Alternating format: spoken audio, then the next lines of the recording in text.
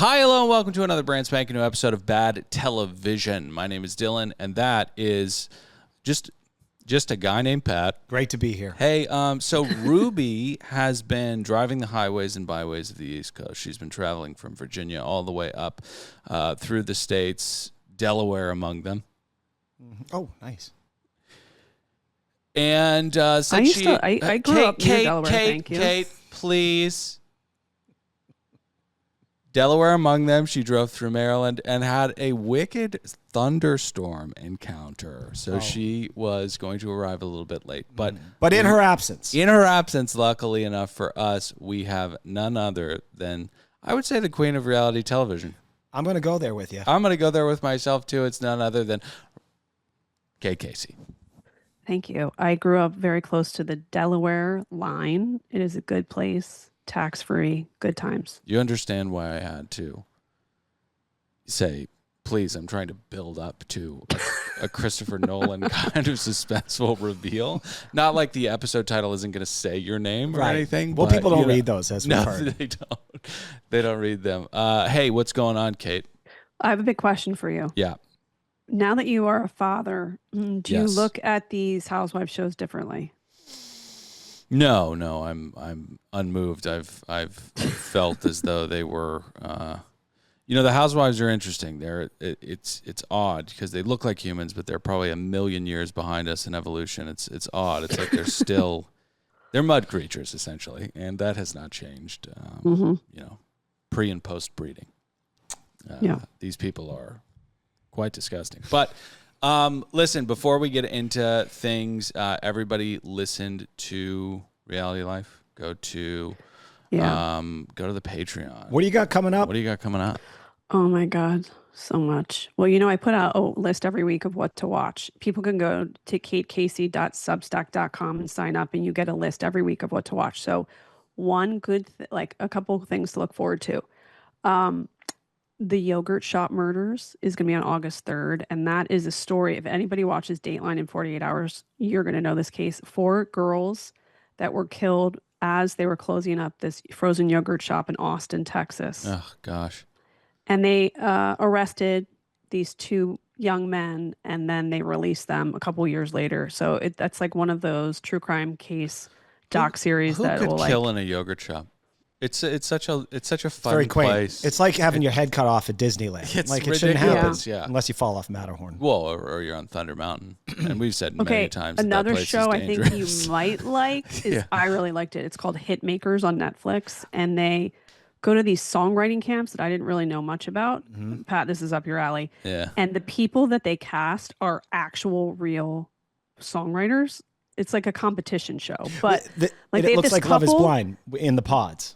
Yes, they have this couple that wrote Butter, that BTS song that's so popular. And anyway, they have like John Legend and these other Shabuzi, is that his name? Shabuzi. Shabuzi. They come in and these 3 teams, they present the song that they wrote for the artist. But you get to see the whole process of how they work together and write the song. It's like, what I like about it is you get a window into someone's like mad genius. Mm-hmm. I liked it. That's a good one. And then the Billy Joel documentary. Did you watch really the Billy good. Joel doc? I haven't. I feel like I've seen a million already. Did you know about the whole Attila thing in the beginning of his life? Attila. He was in a band called Attila. Oh, yeah. Attila. Yeah. And then he moved in with the other band member and then fell in love with the guy's wife. Oh, yeah. And then married her. But before they got married, he tried to kill himself numerous times because he was so depressed of the terror. And he's a drunk.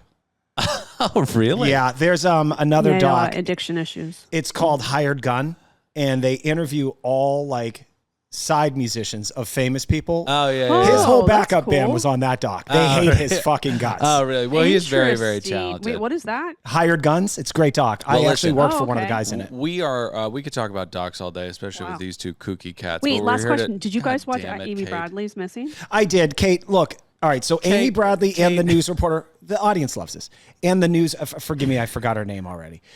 Okay. Oh, Jody Huisentruit. That's right. So Dateline. That is a silly name. If you listen to Josh Mankiewicz talk, and he's one of the hosts of Dateline, he had said they intentionally stopped doing stories that had no ending because the audience was very frustrated when clock Yeah, I 59 could minutes, see the that. episode ends, and they go, well, we don't know. And so Yeah. those two docs end that way. Yeah. Uh-huh. Hey, have you ever seen Prisoners? The No. movie? Yeah. Yeah, I liked it. Hugh Jackman. Yeah. Mm-hmm. You've never seen Prisoners? No, I don't watch movies. Well, you want a whodunit murder kidnapping That's a pretty good story. one. That's a That's a good one. That's a heavy one. That's a good one. But listen, nothing is heavier than the lives of these women, which are all in torment. We have children co-signing student loans for $70,000 a year universities. We have massive prosperity gospel media buildings being gutted and hosting Heather Dubrow's whatever birthday. This episode, I was speaking to Poopy Pants before I got here, and I'm sorry that Poopy Pants won't be joining us because I know we're only 3 episodes in, but I think this is the best episode so far this season. This was a really, really good episode. Oh, you're already giving your oranges? Yeah, It's really good. Are you sure about that? Oh, yeah. I thought it was really Okay. good, and I'm pretty positive about it. I give it 100 tits. You give it 100 boobs. Yeah. All right, Kate, what do you give this episode? 15. 15 boobs. That is not a lot. That's not a lot. I guess I liked it more than both of you.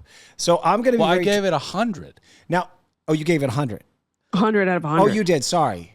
She gave 15. I had a brain boof there. Are you on freaking Loomy right now? No. I'm trying to choose my words correctly, wisely here. Kate is friends with some of these people. Who cares? Well, am I though? I know them. Okay. Katie, she is so sketchy. I was sharing Shannon Bedore's sentiment at the tail end of this episode when she called her evil and said, there's something wrong with you mentally. She said she's worse than Tamara. Yeah, but you know what? All those women record each other. So that was like a little bit over the top for me. I'm like, you think Shannon Bedore has not videotaped people? Well, the without them? important thing is to not get caught. She got caught, as did She that got caught. knucklehead Yeah, on. They all do it.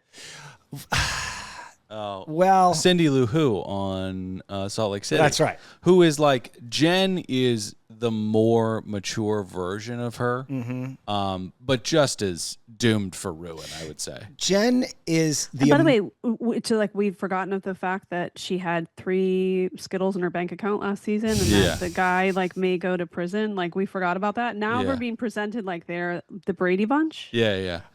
I don't believe that for a second. And I also don't think they're going to get married. Yeah. But also, Jen's telling people, like, listen, don't lower your ethical standards by the people that are around you. You're married to a criminal. It's like crazy.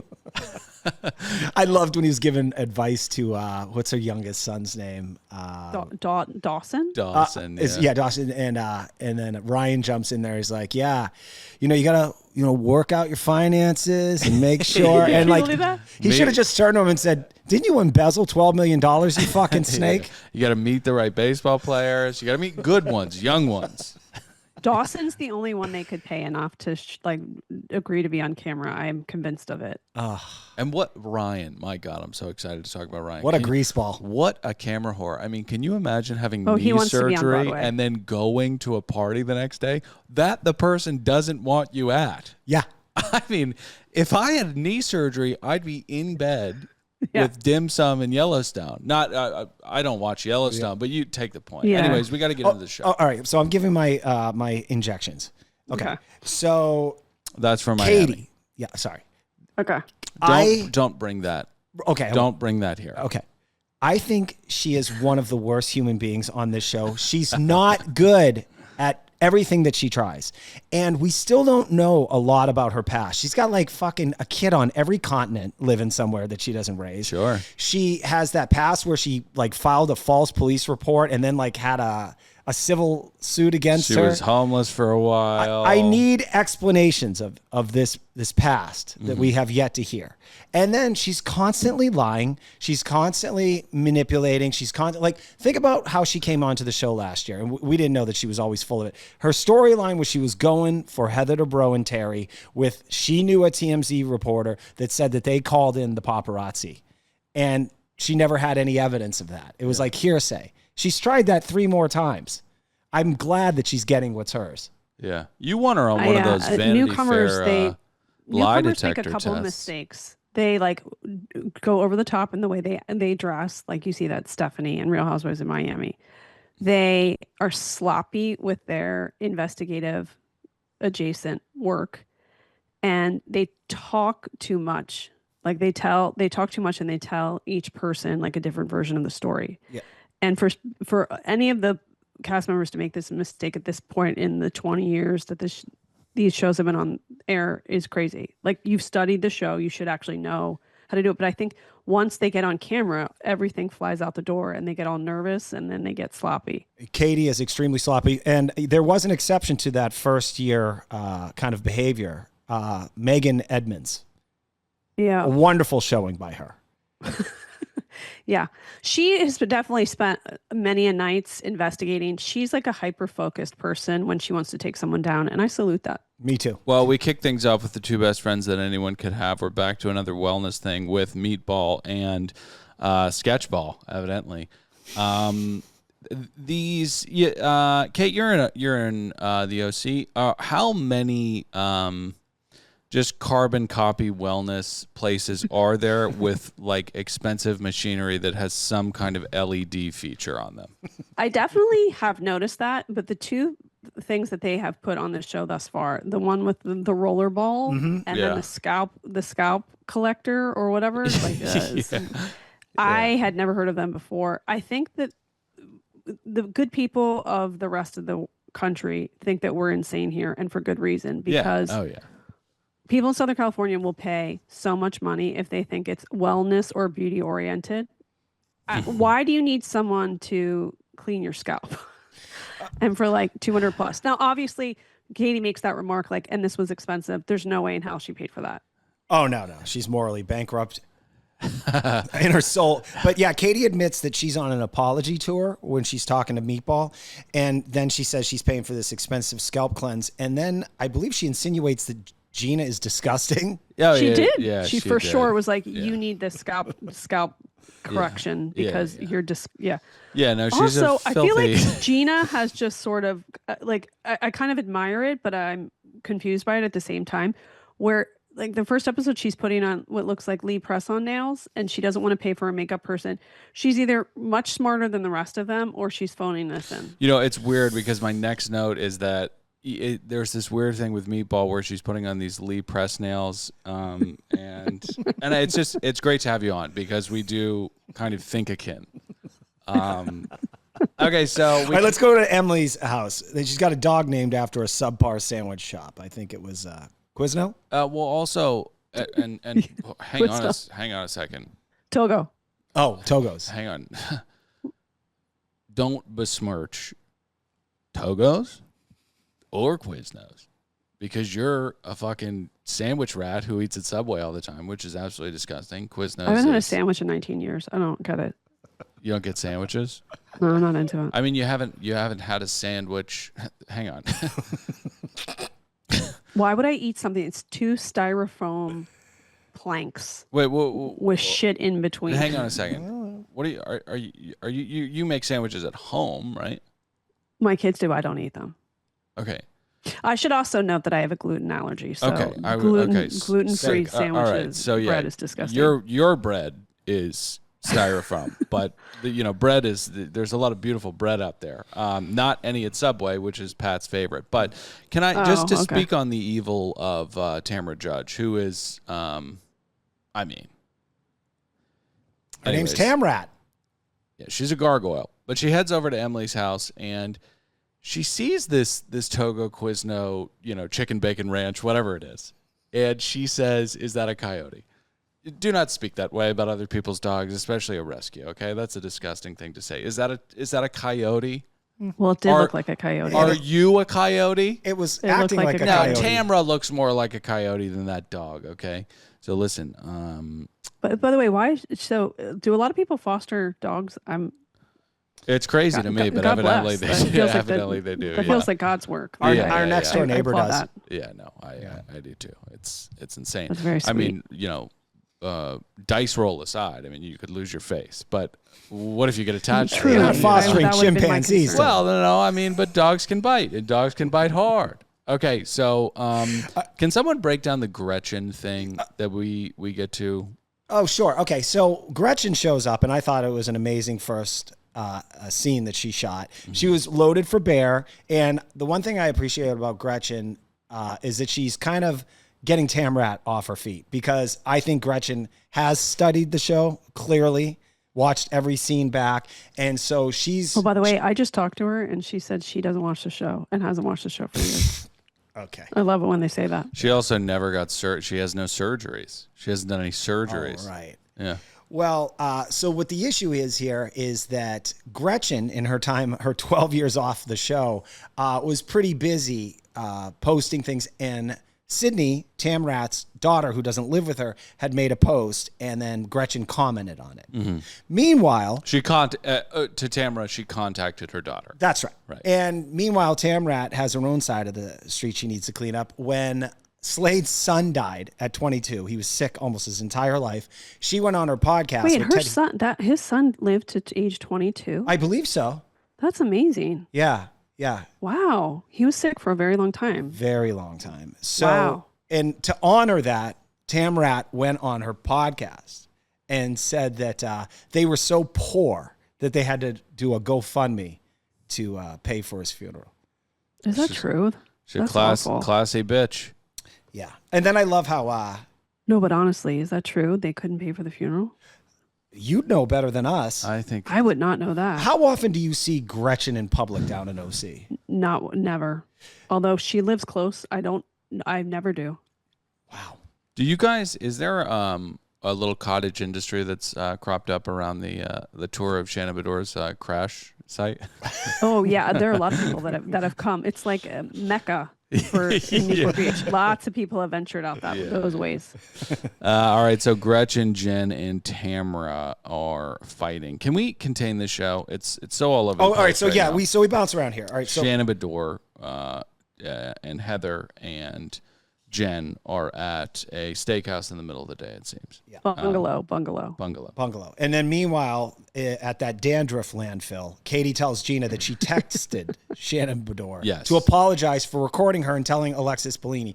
Then she recants that later on. Katie is all over the place. True. That's true. She did recant. Yep. So we've got a lot of verses, right? We've got Tamara versus Jen. We've got Jen versus Bro. You know, the two keepers of the two sides of that battle. And maybe coming up, we've got Jen versus Katie, because Katie has been implying that Jen knows that she showed the recording to Jesus Jugs. This always happens too. You have two newcomers that cling to one another like they're on a raft in the middle of the Atlantic. Right. And last season, if you remember, it was suggested that Jen calls Katie a sociopath behind her back. So at some point, these two are going to go to blows. For sure. Now, Ryan and Tamara are in a legal dispute, just a tiny little one. And Heather says that she is not...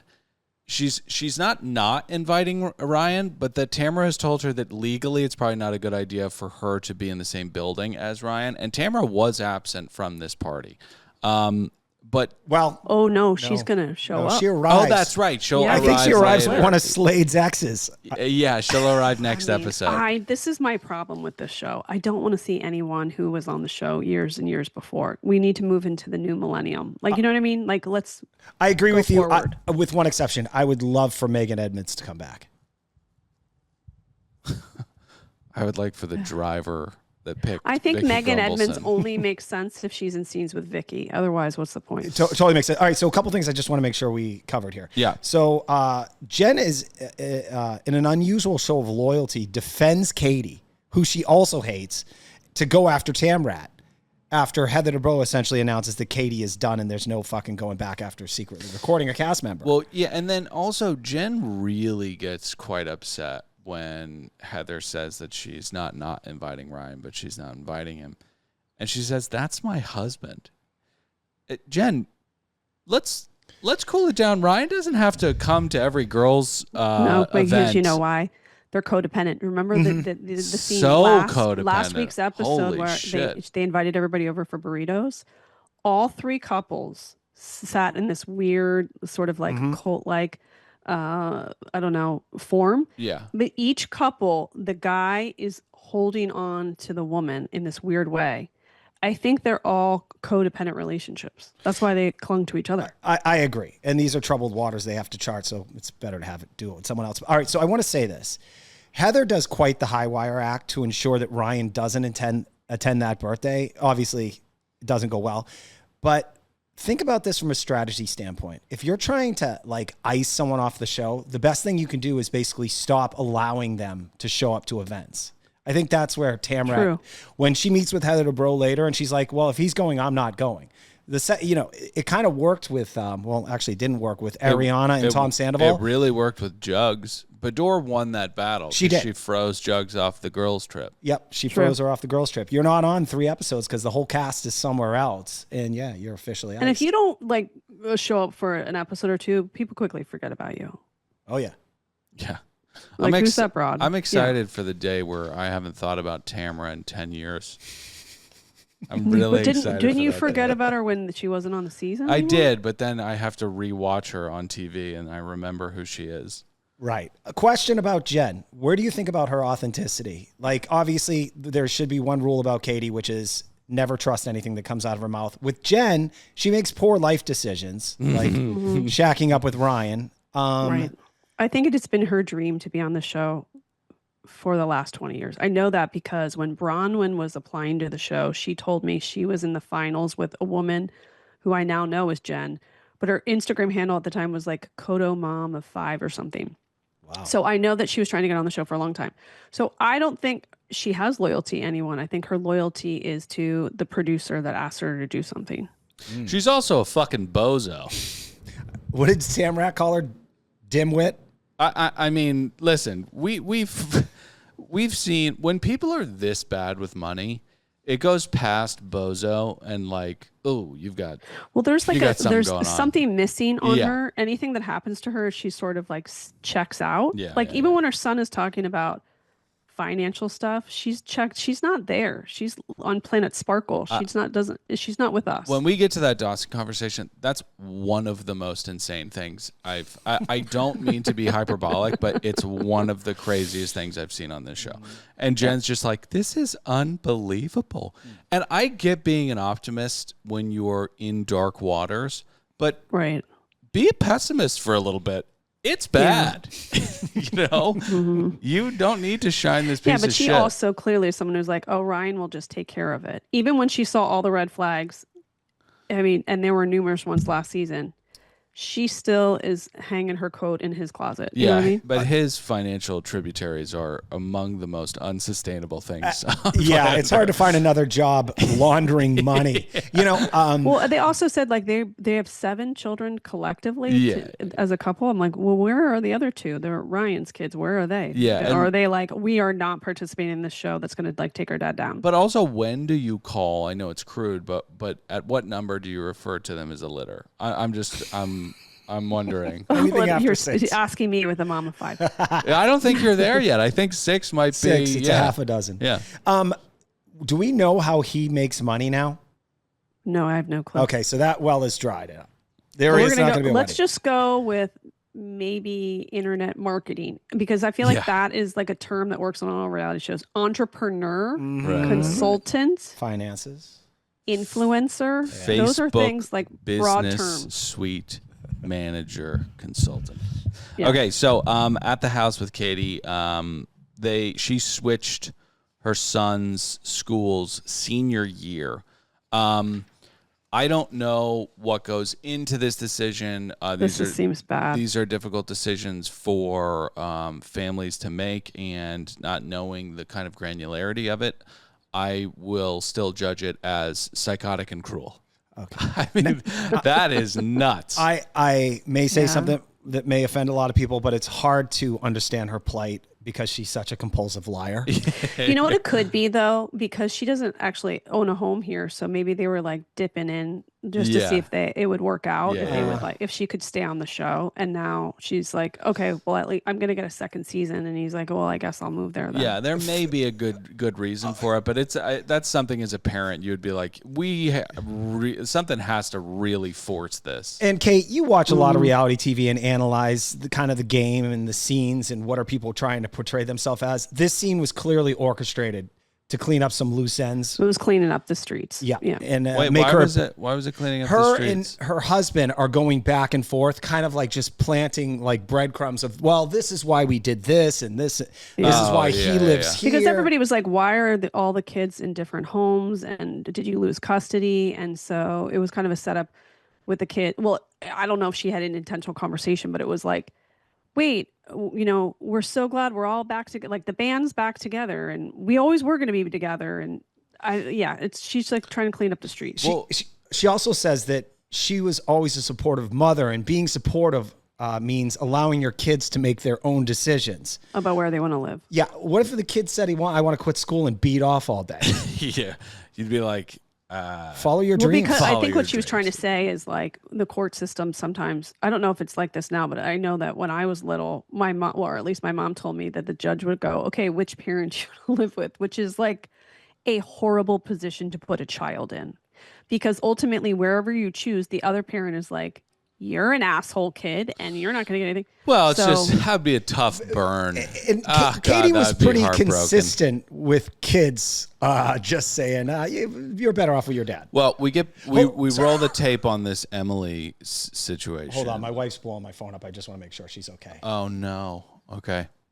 So Pat's got childcare emergency. The children are fine. They're just stranded. They're just stranded smoking cigarettes on the corner. Yeah, they're just rolling dice in the corner. So anyways, and Ellie's really good. I don't know how she makes the dice do what she wants them to do, but okay, so we roll the tape on this Emily at the reunion thing, and we've been doing Miami at patreon.com/anotherpodcastnetwork. I would equate, I always kind of liked Emily and thought her dunking on Shane was very fun. And then when she did this at last year's reunion, it was pretty gross. So I kind of equate that to Gertie's text at the cancer gala moment. Like, this is last season, that was a point of no return for me and Emily. I'm not the biggest fan of her after that. What say you? Sometimes I should say this show just totally bores me. I feel like it's the same sort of like hijinks. Like, yeah. I've got some food in my bag. Yeah. My husband's a little dorky, piece of shit. And like, I don't know. And like, nothing really changes on this show. It gets kind of boring to me. So I think I've let go of the little picadillos that annoy me about each person. And I'm just collectively like, why doesn't the show ever get better? Yeah, you're just lobotomized all the way through it. Kind of, yeah. Yeah. I feel that. I don't know what they can do. I mean, I think that one of the things about, these franchises need real money. Me and Ruby talk about it a lot. I think so, yeah. We do not watch this show to see, moderately successful people have melodrama with one another. Like, you have to go to both ends of the polls. Like, we need to see, teens that are catching catfish with their bare hands fighting with each other, or we need to see, filthy, wealthy people doing it, right? You know what? I think you're right. And you know what? It just came to me. We look at these shows like a social experiment, and it's an interesting, like, research experience to see how problems that we all have would be different with somebody who has a lot of money. Mm-hmm. So, like, do we care that much about how Gina navigates shit that we all deal with? No. I want to see, is it different if you have a lot of money, you have a jet, you have multiple houses? Like, how does that differ than the people I know in my neighborhood? And I wonder if Heather's kind of like acridness would soften a little bit if there were more wealthy people around her, because her being the richest person and talking about it as often as she, anyways. That's a good question. Let's say they hire someone. Would that rattle someone who likes to be at the top of the station, or would that mellow them out? Nothing would be better for this show than to have someone wealthier than Heather Dubrow on what? That's a good point, because think about it. Like, Luann de Lesseps was always like, well, I'm the Count's wife and blah, blah, blah. And then how did they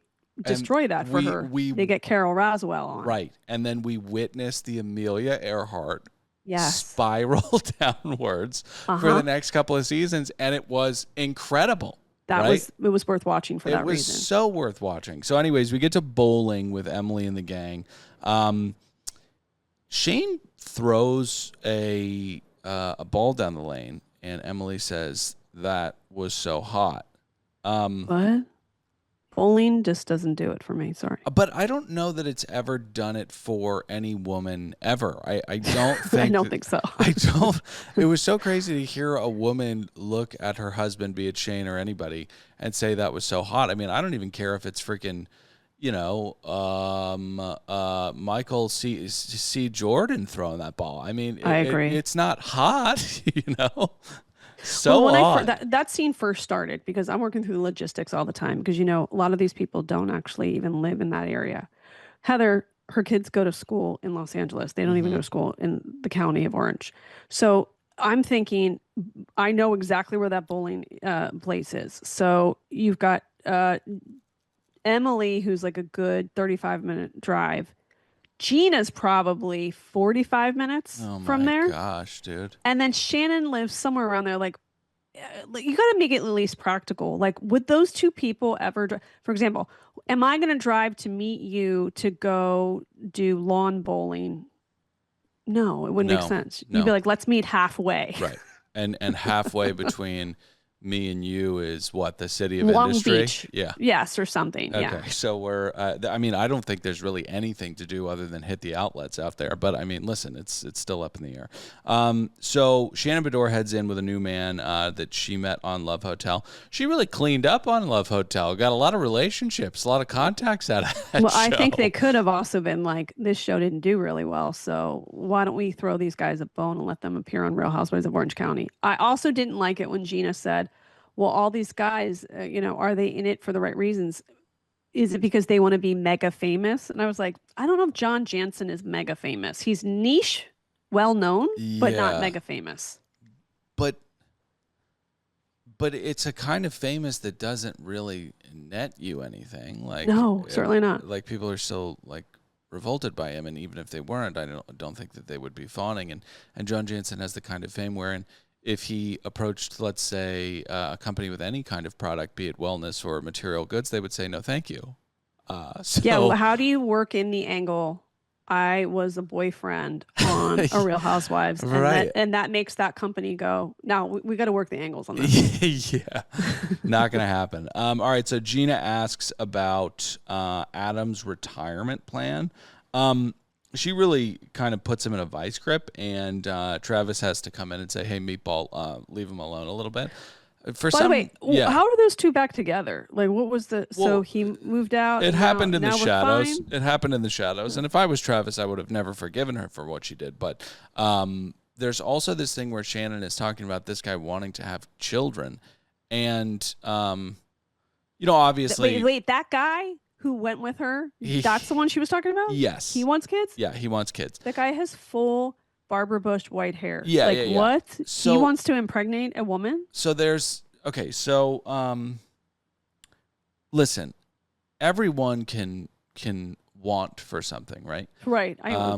Of course. But and so I don't want to be judgmental of people, like, you don't know, maybe he lost kids, maybe he was never able to, right? So maybe that's what's going on. But if he has children, they also live in Orange County, and to understand Orange County is to know that all of the men that are over 42 years of age believe that they should be with a 24-year-old woman. Yeah, exactly. So Shannon is not going to have any kids because she's an older woman. But the fact that this is a little bit this is what's a little disgusting about the male hubris. Why is your brain not shut down on this opportunity? Yeah, like you mentioned, you're white and red all over Santa Claus. It's not going to happen. No. God. Yeah. By the way, did you hear what happened with that Bachelor, the new Golden Bachelor? He's from Newport Beach, and he's 66, and he played football at University of Michigan and became his lawyer. So he does this interview on a University of Michigan podcast, and he's kind of like gloating about how they asked him to be the Golden Bachelor. And he's bragging about how he told a producer, I don't want anyone that's everyone has to be under 60. He's 66. I don't want anybody who isn't fit and wears wigs. And then people were horrified to go, why'd you choose a guy from Newport Beach? It's a sea of veneers here. It's Yeah. dudes in like convertibles on human growth hormone with tight t-shirts who think they should be with a 24-year-old woman. Yeah, I'm surprised he didn't say whites only, which I'm Wow. sure he might have Maybe if implied you'd it. given him enough time. But I think he could have gotten there. We should note that it's like what the likely scenario is that Pat has driven to go pick the child up from the dice game and put the cigarette butts out. But me and Kate are going to finish this episode strong. So, Wait, by the way, is he cursing as he goes? oh, yeah. Is he like, are you kidding me? He is absolutely furious. Now, when he gets back, I'm going to try to talk him off the ledge, okay? Because this has never happened before. Let's wait. How can we play a prank on him?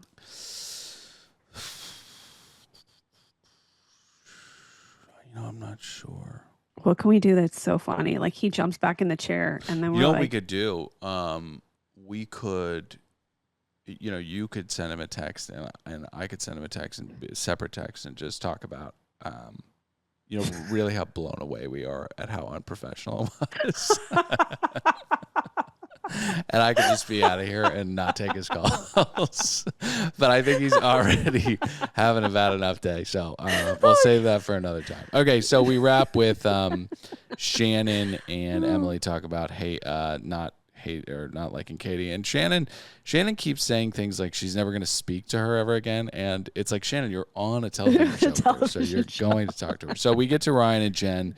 The kids aren't well adjusted because they've been in flux quite a bit. And then we find out that Dawson, we talked about this last season, but he is going to join the Marines. God bless. God bless. God bless. Thank you for your service. Thank you for your service. Harrison is another child who, obviously smart kid, got into USC. But by the way, I'm very impressed. That's hard to get into USC right now. So very, well done, very Harrison. difficult to get into USC. But yeah, I mean, listen, when I was in high school, kids that had perfect GPAs weren't getting into USC. So it's tough to get in. But USC is a fantastic school. It's also a breeding ground for douchebags, and it's a racket. So it's $72,000 a year. Okay? Correct. And Harrison needs a little bit of financial assistance in order to get into that school. Now, because of that, he needs his brother evidently to co-sign the loan, which Dawson did without letting his mother know. Now, well, by the way, can I just say, yeah, how awful to not have a conversation about the reality of what the parents can pay for before he applies to this school and he gets, the word that he's gotten in, and way to dash this kid's hopes. You know what I mean? There are so many confusing things about this. Like, yeah. I want to know really just how disgusting this ex-husband is, because I would like to also. I can't think of, short of child abuse and murder, I can't really think of anything more disgusting than having your child co-sign on a loan that he or you cannot afford. I agree. It's bananas to me. But then we've got this thing, and Pat and I always, Pat's very thrifty and he looks over contracts a lot, so he doesn't really have a lot of time for people who sign bad contracts. And I go, Pat, you gotta think that these are very predatory industries. And I was thinking about, and who's to say who's right and who's wrong? I think Pat's right. You got to do your homework on these things. But what kind of contract or loan is advanced further via the signature of an 18-year-old who is smoking pot in his car and coming home late at night and just goes, I'm going to join the Marines? What documentation or financial agreement is advanced by that? Like, what is happening there? This whole thing was... they could show this video at a congressional hearing.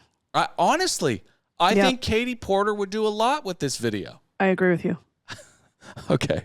So... we have to get to this lunch with Tamara and Heather.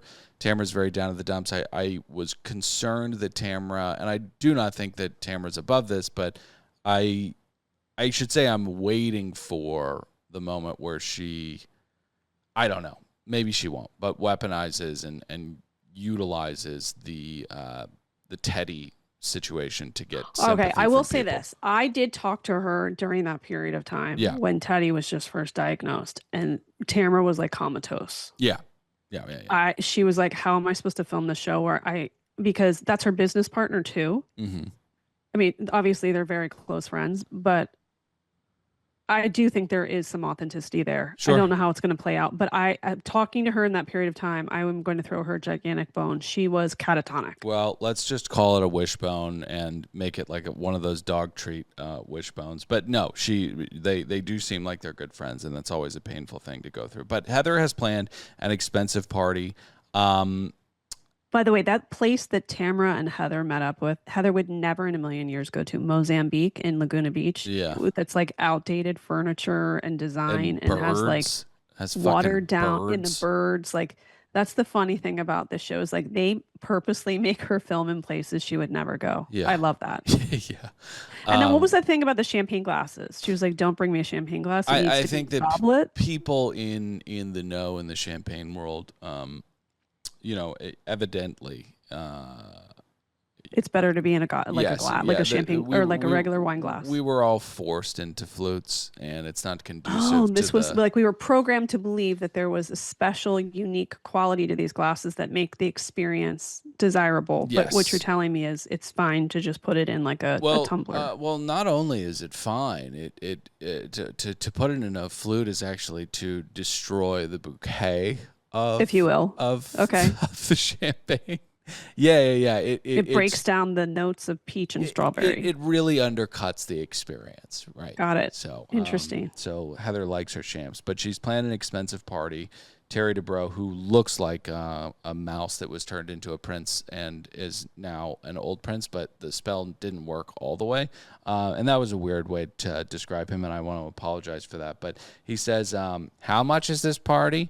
So the one that she threw at Nobu was $35,000. This is 4 times more expensive than that. Here's the thing. They're going to get some of that cut, right?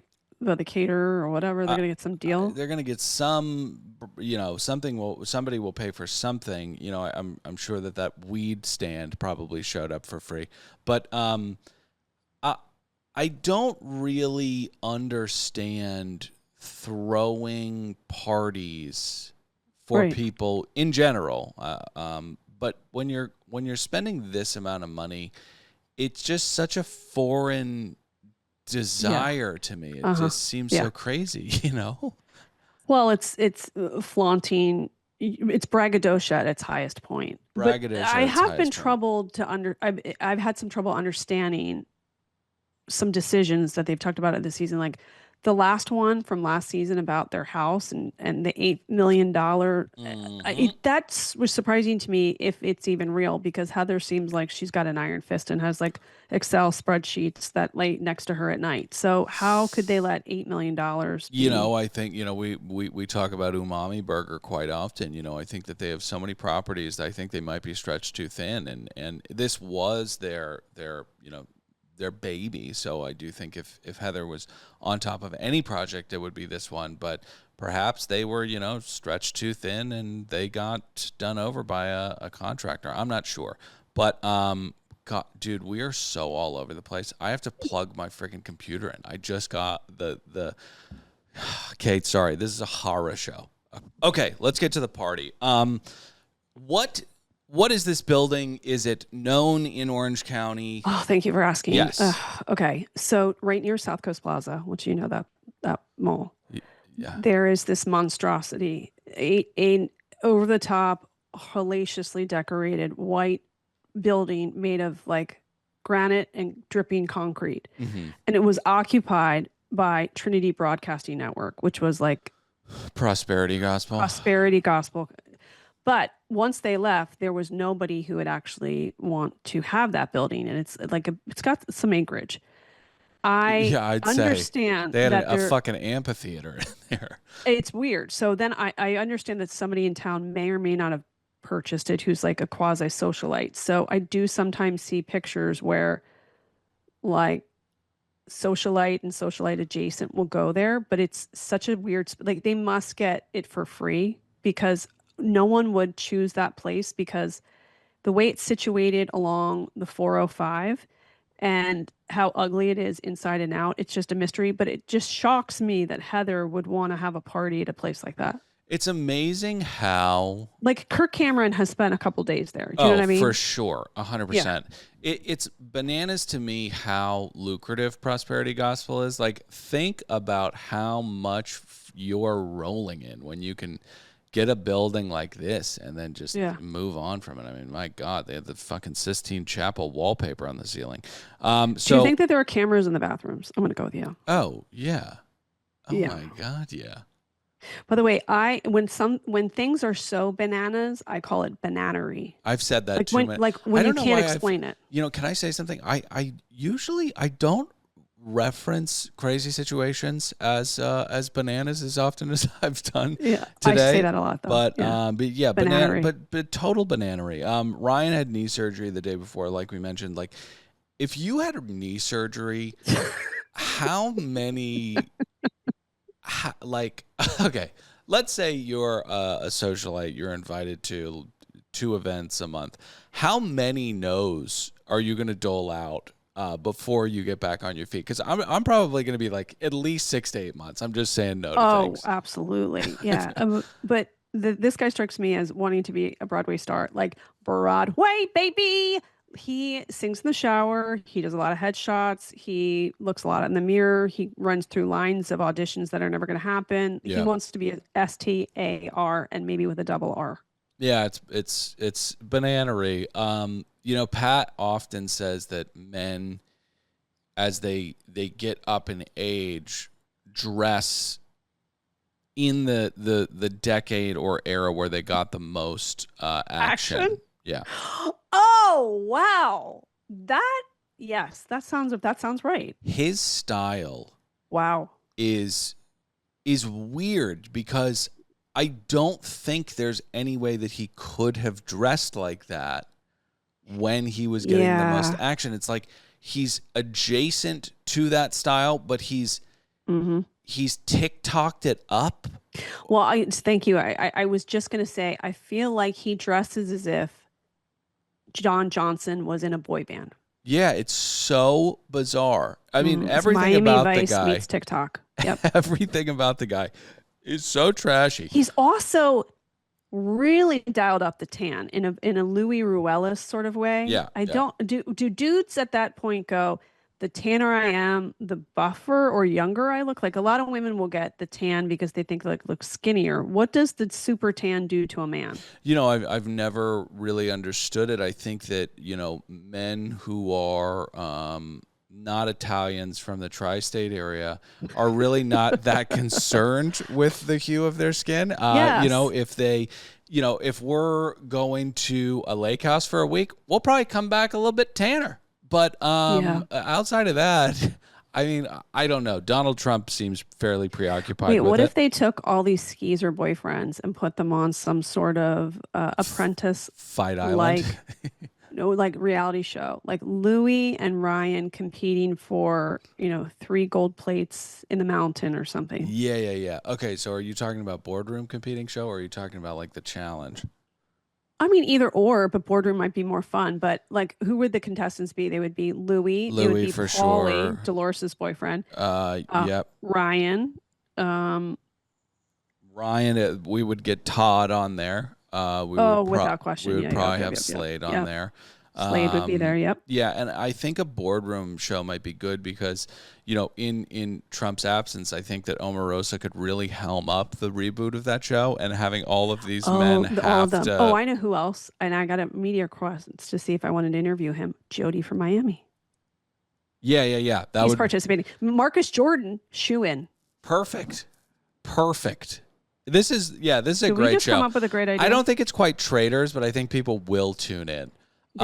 So listen, this party is absolutely insane. Matt gets there and says, "What are the odds on this party?" I love that Matt is still bringing up the fact that Ryan is a degenerate gambling criminal. No, but now they're posing it like they're like they're buddies. They're boys. They hang out. Like, I cannot imagine those two hanging out ever. And I think Golf Guy loathes him and is not happy. I have to say, I have spent time with Matt. and Have I you? thought he was a very normal person. He But seems then I'm normal. always struck with the agreement to appear on the show. Does that Listen, make you not normal? Katie is one of the most beautiful people I've Thank ever you for seen on thank this you show. for I would have forgotten to bring it up. Stunning woman. Stunning woman. Like beyond. Stunning woman. Like, where are you in the world pageants? It's like crazy. Unreal. So Beautiful. I think that I can understand why he may have gotten, I don't know, caught up in the web of deceit and criminality, and why he's on the show.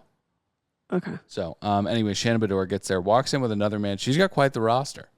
Phil. I think Phil might be my favorite. He seems like a pretty chill guy. But this is when we get the tour of the building. And as we mentioned, Christian Television Compound. Did you spot Tarek and his wife Heather from HGTV in the background? They are friendly. They're in that social group that Heather kind of dips in and out of when she comes to the County of Orange. How's Tarek doing? Had a little, I don't know, bit of an because issue they're like there a canceling all while those back. HGTV shows, you know? Yeah. No, our institutions are dying. The talk show, the HGTV show, all of it. Okay, so Gretchen hits the party, and we talk pretty openly about not only breaking Slade's cock, but we go into granular detail about what it looks like when the blood flow arrives. And if I was Slade, I'd be like, hey, what are you doing right now? Yeah. It's a lot. I can't imagine a guy would be down with that being brought to the table. No, I mean, that's like talking about like a woman having mastitis or something. Yeah. It's like, it's not your place to bring this up. No. Let's not talk about the aesthetic of anybody's genitalia without their written and verbal consent. Thank you. Yeah. Agreed. So at some point, Shannon goes over to the food, says, this is all fattening. Phil says, well, not the sushi. She says, you know what, I'm going to go in. Grabs a grilled cheese and then is confronted by Katie. Not a great start. Katie is breaking down whether Shannon was inside or outside. And I worry that arguments or attempts at resolution with Katie, you know, I think that she may have some kind of personality disorder, because when you're, and I know freaking, dime store therapy over here, but when you're arguing with her, she seems to throw forks in the road at you a lot of the time. Like, Katie is not really addressing the situation. There are lots of diversions here that Bedore storms. Bedore is just too frazzled really all the time to contend with. But Shannon bears down and just says, like, recording me is illegal. And I don't really care if you're on a Zoom call. I don't care who you showed it to. Recording me is illegal. What do you think about her saying that she is the most evil person that she's ever met, and that she's worse than Alexis Bellino and Tamara? That sounded like somebody who is all too concerned of other things that may have been filmed. Like, what do you mean? Like, if you've had 2 glasses of wine and you go to sleep and you wake up and you're like, oh, did I DM the wrong person? Yeah. Did I, spill something on the carpet and not clean it up? Like, you're just, there's that moment of panic. Like, oh God, what did I do? Yeah. I feel like that is Shannon's entire life. She's perpetually panicked about what she may or may not have done. Right. So that, to me, that reaction was a bit of that. But that's compounded with Katie's odd ability to never really get frazzled. I mean, they're all coming at her, and she's just sort of like, okay, yeah, you're right. I did that. Or she is just pretty Teflon, I gotta say. Teflon, Tony. It's so and you have razzle dazzle with Teflon, and it's never gonna work. And did we mention that she's stunning? Beyond. Get in the comments. Let us. Why wasn't she a model? She should have been. Get in the comments. Let us know what you thought about the episode. How we should have pranked Pat. Go listen to Reality Life with Kate Casey. Go to the website. There is nobody better at breaking down the docs, the murder, the celebrity interviews. Seriously, go over there, support her, leave 5 stars, kind words, tell her that we sent you. And until next time, I am Dylan saying goodbye. Kate, say goodbye. Thank you.